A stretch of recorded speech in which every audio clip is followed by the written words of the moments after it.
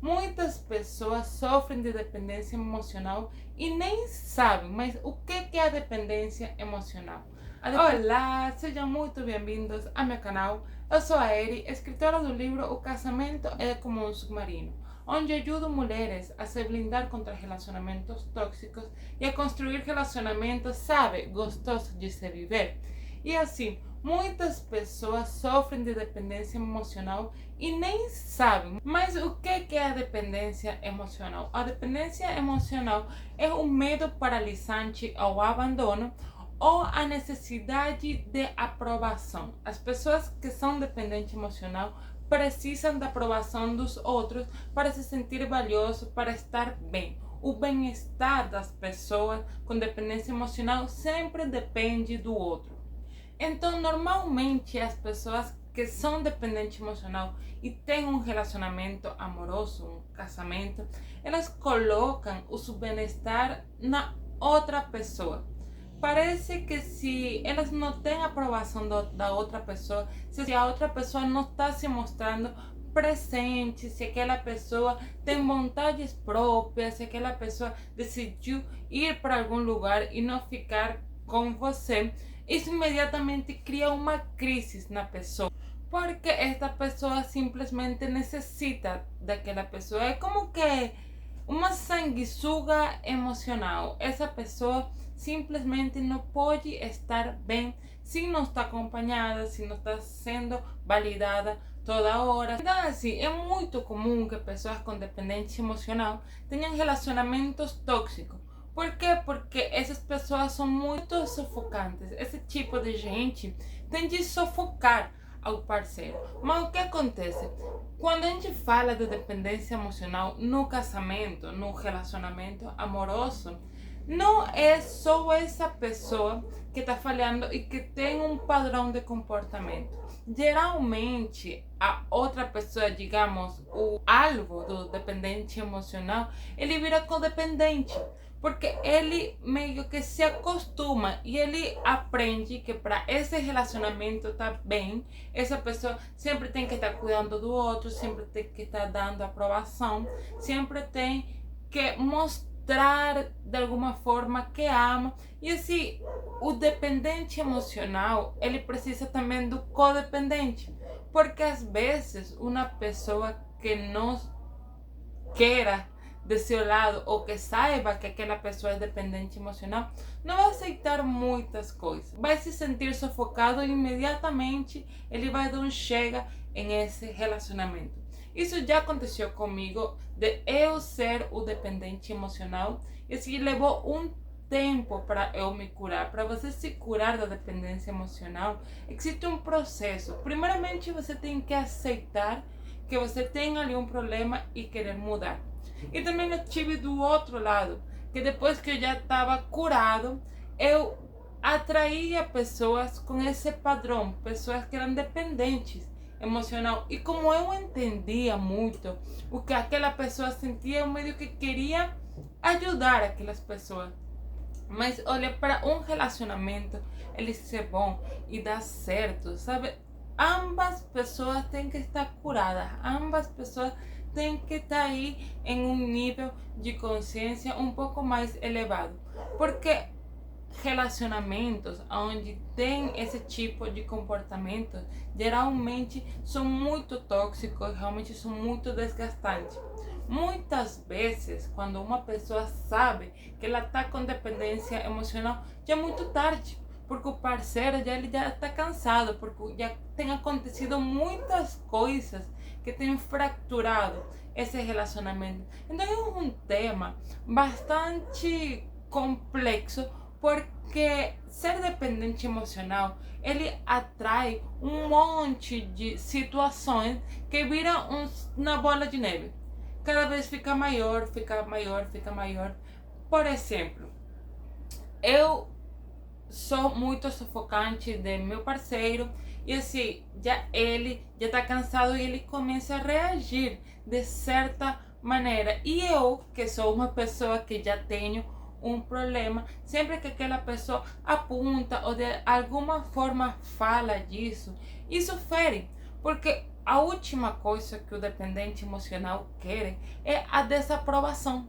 Então, imagina, a pessoa está me apontando um problema quando eu sou o que estou procurando é validação, é aprovação.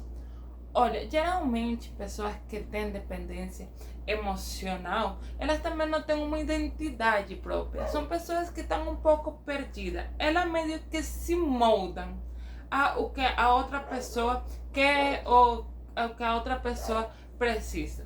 Por exemplo, eu não sou uma pessoa religiosa, eu nunca ia na igreja, mas eu conheço uma pessoa que ela se é religiosa, ela sempre vai na igreja. Aí eu começo a me comportar como aquela pessoa. Aí de repente eu amo a igreja, eu começo a ir a uma igreja. Muitas pessoas até mudam de religião simplesmente para, para que a outra pessoa goste delas. Outra característica do dependente emocional é que ele sempre vai procurar que a outra pessoa escolha por ele. Vamos supor, eu gosto dessa blusa, eu gosto dela porque é branca com estes detalhes em vermelho. Mas eu mostro para meu parceiro e meu parceiro fala, nossa, mas eu gosto mais do azul.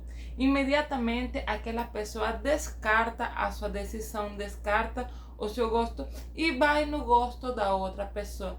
Porque o que essa pessoa precisa é aprovação.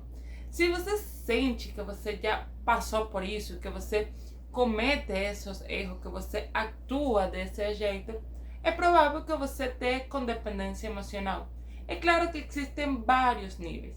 E por que uma pessoa se volve dependente emocional? Bom, esses traumas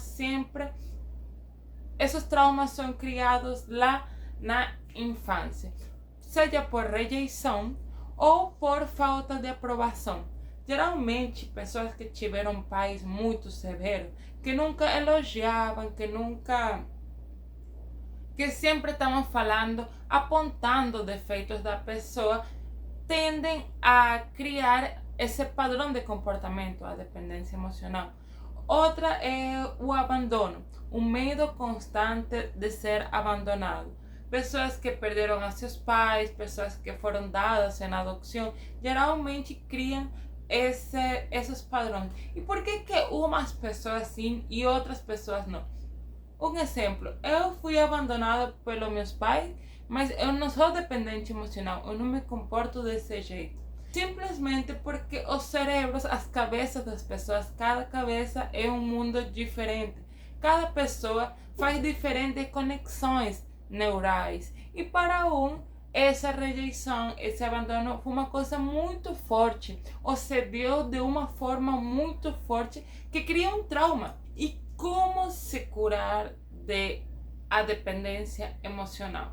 Olha, se você realmente investe em você, no seu autoconhecimento e no amor próprio, provavelmente você vai começar aí um processo de cura. Só que é uma coisa que não é da noite para amanhã. Tem pessoas que demoram uma vida inteira para descobrir que são dependentes emocional e para se curar, porque leva um tempo de autoconhecimento, de amor próprio, de amadurecer essas qualidades. Quanto mais anos você viveu com dependência emocional, mais anos vai demorar, porque imagina, pode ser uma vida inteira de você estar perdido e não saber do que você gosta, da música que você gosta, do que você gosta de fazer.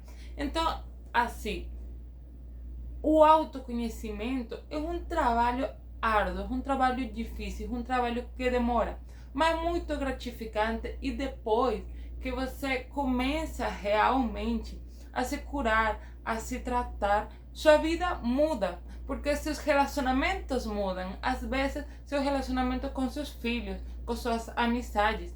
Pessoas com dependência emocional geralmente têm muitas amizades falsas.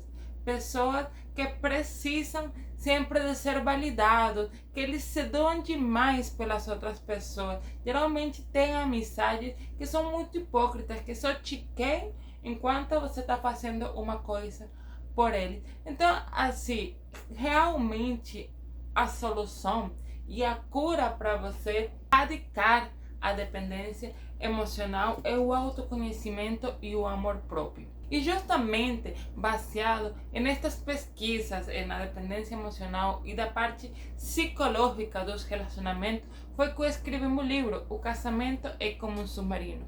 Lá você vai encontrar várias histórias, algumas da vida real e outras fictícias, onde exponho vários tipos de situações e você pode ver se é seu caso, se você já passou por isso, para você refletir e ir se curando aos poucos. Lá também vai ter exercícios práticos e vai encontrar um desafio que, olha, esse desafio foi feito basicamente para as pessoas com dependência emocional, porque lá você vai trabalhar seu amor próprio e seu autoconhecimento. São 7 dias de prática que você vai ter que praticar isso para o resto da sua vida.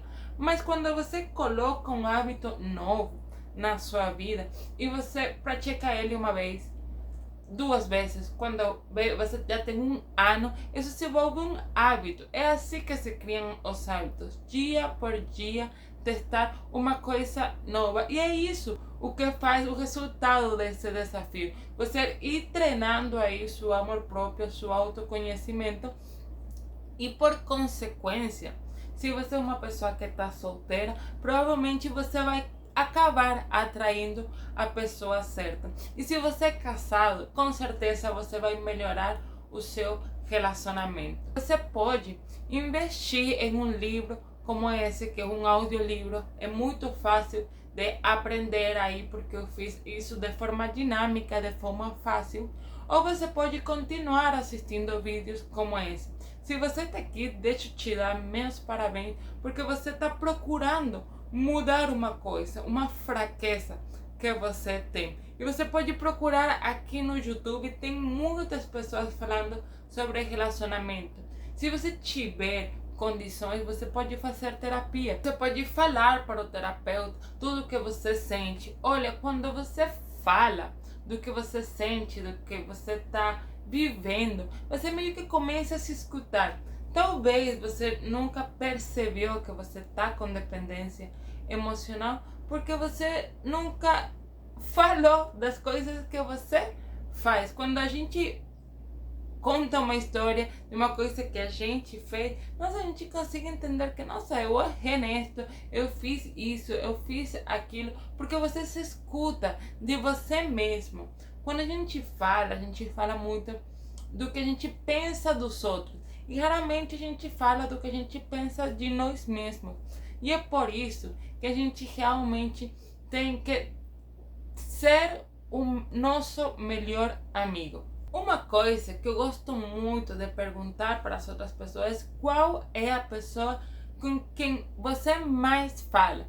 E as pessoas geralmente respondem, eu falo com minha mãe, eu falo com meu irmão, com meu esposo. E assim, a resposta sempre é errada, porque a pessoa com quem você mais fala é você mesmo. E qual o diálogo que você está tendo com você mesmo?